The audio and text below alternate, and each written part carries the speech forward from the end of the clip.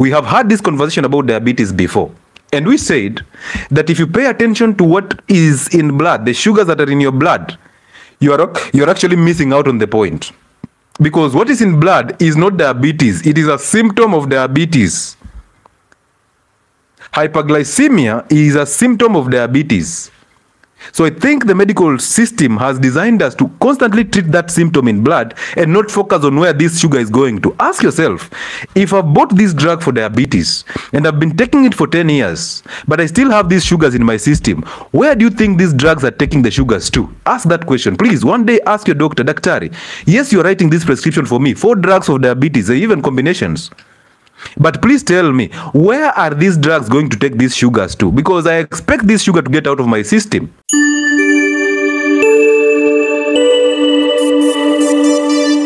Now, do you know your drugs for diabetes? Or you just know my diabetes, but you don't know the drugs? Do you know what those trade names mean? Do you know how those medications work?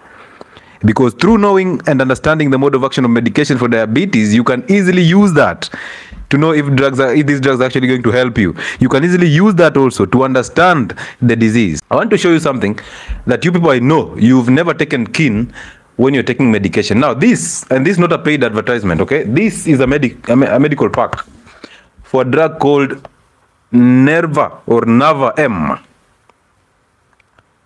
Nava-M. So most of us, when you buy a drug, you're buying this. You're buying the brand name. When you see this bigger name here, sometimes it put on an R here, trademark. That means that is just a name from the company. So the company, for example, if I'm making paracetamol, I'll name my paracetamol Chile. Okay? And then I put an R there. So this is the Chile. But that Chile is not the paracetamol. That is my name for my paracetamol. If somebody else is making paracetamol, they will name it their own name, and that will be this. So that's what we call a brand name. So medicines have 3 names. We have a chemical name, the 2,2-dibromodichloro-3,4,5 aka, all that. Very difficult and complicated medical chemical names. That is the chemical name.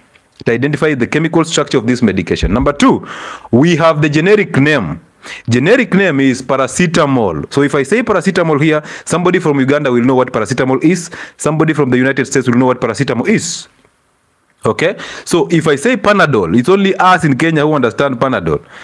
Somebody in Nigeria does not know that. Maybe they know Naladol for paracetamol.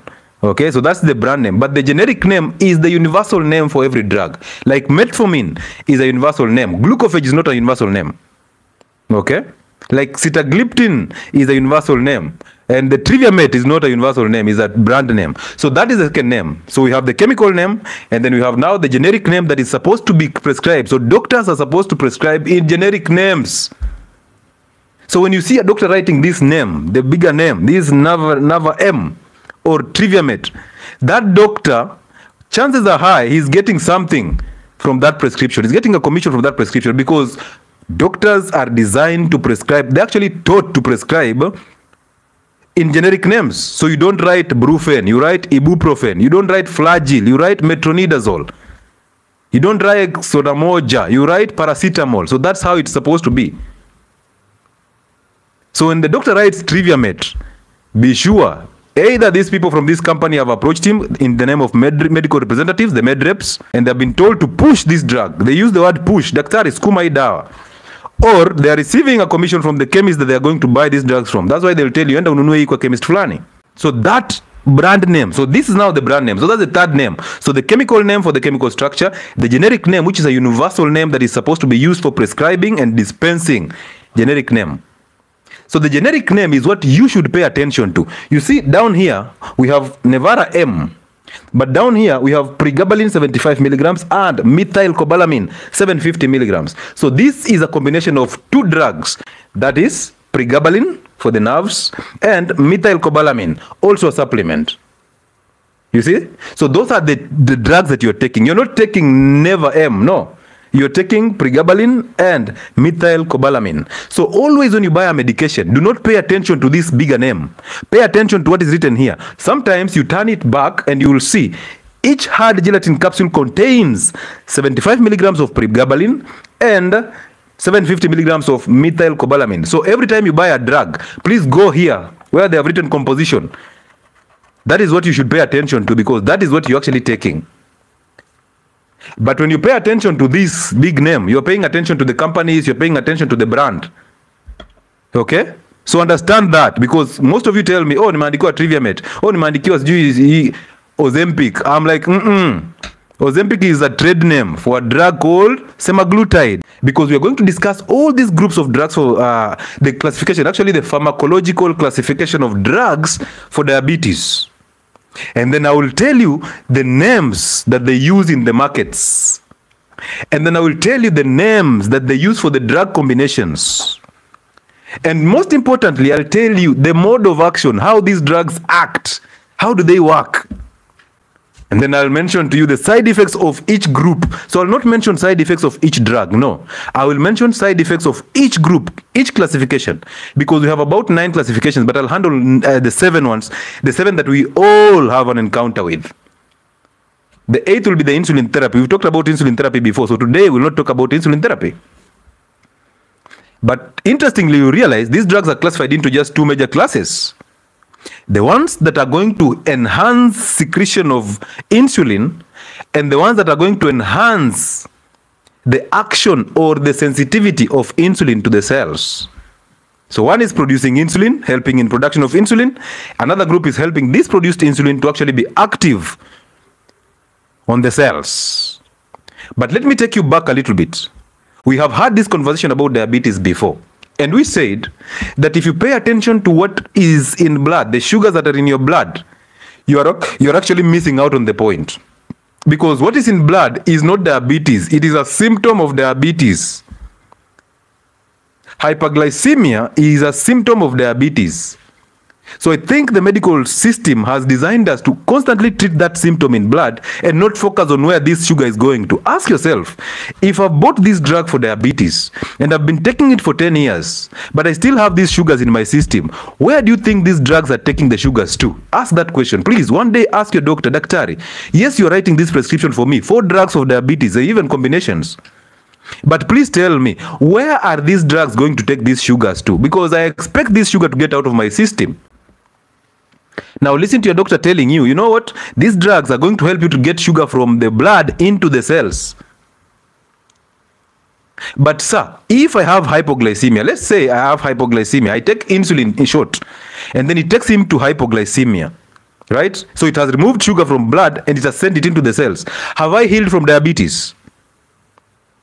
Ladies and gentlemen, take this statement very seriously. Because I've seen a lot of clients who are suffering from diabetic foot ulcers. Their legs are being chopped off. I've seen clients who are suffering from a kidney problem.